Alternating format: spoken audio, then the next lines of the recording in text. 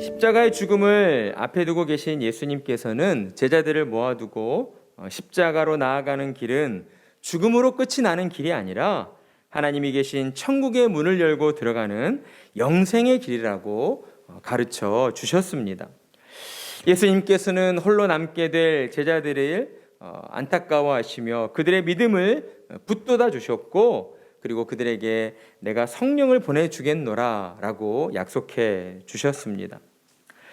예수님께서 하늘로 올라가신 지 50일이 되던 오순절 날 마가의 다락방에 모여 기도하고 있던 제자들 가운데에 불의 혀와 같은 모습으로 성령께서 임하신 것입니다.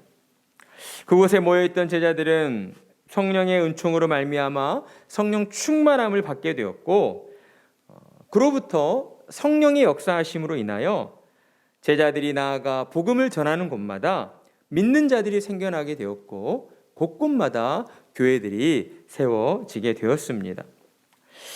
사랑하는 성도 여러분, 저와 여러분은 이처럼 예수님께서 우리 가운데 보내주신 성령의 역사하심으로 말미암아 예수님을 믿게 된 것입니다.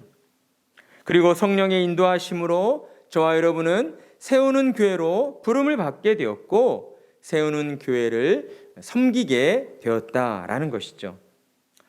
성령님께서는 지금도 우리 안에 거하시며 또한 우리를 통하여서 하나님의 뜻이 이루어지도록 역사하고 계시는 것입니다. 그렇다면 성령님이 우리를 통하여 역사하신다는 그 증거가 무엇일까? 그것은 바로 오늘 우리가 읽은 말씀처럼 성령님이 우리 안에 거하심으로 인하여서 우리의 마음에 근심과 두려움이 사라지게 하시고 주님이 주시는 참 평안을 누리게 해주신다라는 것입니다. 여러분, 예수님을 믿는 자에게 성령님이 찾아오셔서 우리에게 가장 복된 복을 주시는데, 그것이 바로 주님이 주시는 평안의 복이다라는 것입니다. 성령님이 함께 하시는 사람은 언제 어디서나 주님이 주시는 참 평안을 누리게 되는 것입니다. 여러분, 인간이라고 하는 존재는 모든 면에 있어서 매우 연약한 존재이다라고 할 수가 있습니다. 사람이 육체적으로 아무리 건강하다 할지라도 어때요? 마음이 괴로워지고 마음에 힘든 일이 있으면 아무리 건강한 육체를 가지고 있어도 그 몸마저 금세 무너져 버리고 마는 것이 바로 인간이라는 것입니다. 그래서 사람에게 있어서 이 마음의 평안이라고 하는 것은 삶의 질을 높여주고 또한 행복하게 살기 위해 반드시 보장되어야 하는 매우 중요한 요소라고 할 수 있는 것이죠.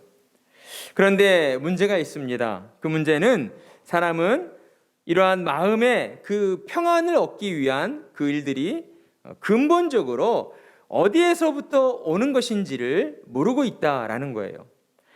사람의 영혼이 죄로 부패하여 어둠 가운데 빠져 있기 때문입니다. 그러다 보니 어떤 사람들은 육체가 건강하면 정신이 건강해지고 행복하다라고 하는 사람도 있고, 어떤 사람은 정신이 건강하면 육체도 건강해질 수 있다라고 하는 사람도 있습니다.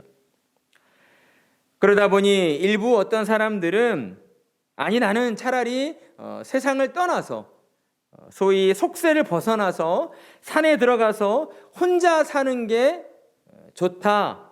혼자 살다 보면 마음이 평안해지고 행복하게 살 수 있다라고 말하는 사람도 있다라는 것이죠. 그런데 정말 그렇습니까?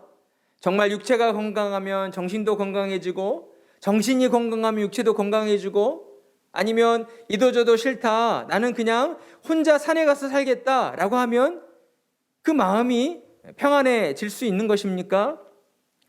그럴 수 없다라는 것입니다. 속세를 떠나서 혼자 산다고 해도 그 마음은 결코 평안할 수 없다라는 거예요. 왜냐하면 그러한 방법들로는 죄로 부패한 인간이 지니고 있는 그 본질적인 문제가 결코 해결될 수 없기 때문이다라는 것입니다. 여러분, 죄로 부패한 인간이 지니고 있는 본질적인 문제가 무엇일까요? 그것은 바로 죽음의 문제요, 구원의 문제인 것입니다. 인간은 누구나 육체의 죽음을 맞이할 수밖에 없습니다. 그리고 또한 믿거나 안 믿거나 인간은 죽음 이후에 그의 영혼이 영원한 천국에 들어가거나 또는 영원한 지옥에 들어가게 된다라는 것이죠. 따라서 사람이 마음에 참된 평안을 누리고 그 평안 속에서 진정한 기쁨과 행복을 누리기 위해서는 이처럼 죄로 부패한 인간이 지니고 있는 근본적인 문제, 곧 죽음의 문제와 구원의 문제를 해결해야 한다라고 할 수가 있는 것입니다. 그런데 하나님께서 성경을 통해서 우리에게 무엇라 말씀하여 주십니까? 하나님의 아들 되신 예수님을 통하여서 인간의 본질적인 문제인 죄와 구원의 문제를 모두 해결해 주셨다라고 말씀하시고 있다라는 것입니다. 그 예수님께서는 우리를 향하여서 너희 마음에 근심하지 말라, 하나님을 믿으니 또 나를 믿으라 라고 말씀하시는 것입니다. 따라서 사랑하는 성도 여러분, 사람이 이 땅을 살면서 참된 평안을 얻을 수 있는 그 길은 오직 예수님을 믿는 길뿐이다 라는 것을 우리는 늘 기억해야 할 것입니다. 오늘 우리가 함께 읽은 말씀처럼 요한복음 14장 27절 말씀, 평안을 너희에게 끼치노니 곧 나의 평안을 너희에게 주노라. 내가 너희에게 주는 것은 세상이 주는 것과 같지 아니하니라. 너희는 마음에 근심하지도 말고 두려워하지도 말라. 아멘.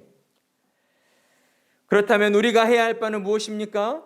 예수님께서 우리에게 말씀해 주시는 이 말씀을 우리가 온전히 믿으면 된다라는 것입니다. 주님이 우리에게 주시겠다 하시는 그 평안을 우리가 믿기만 하면 된다라는 거예요.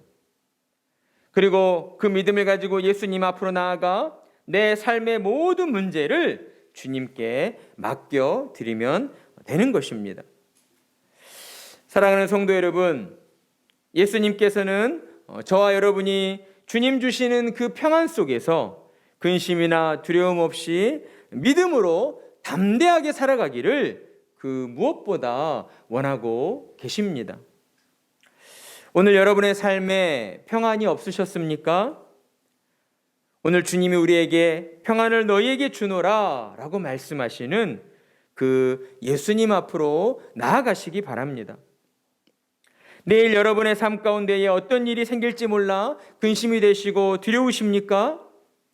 내가 너희에게 주는 평안은 세상이 주는 것과 같지 않다라고 말씀해 주시는 바로 그 예수님 앞으로 나아가시기 바랍니다. 우리가 주님의 말씀을 믿음으로 붙잡고 나아갈 때에 우리 안에 찾아오신 성령께서 역사하심으로 우리를 주님이 주시는 참 평안의 길로 우리를 인도해 주실 것입니다.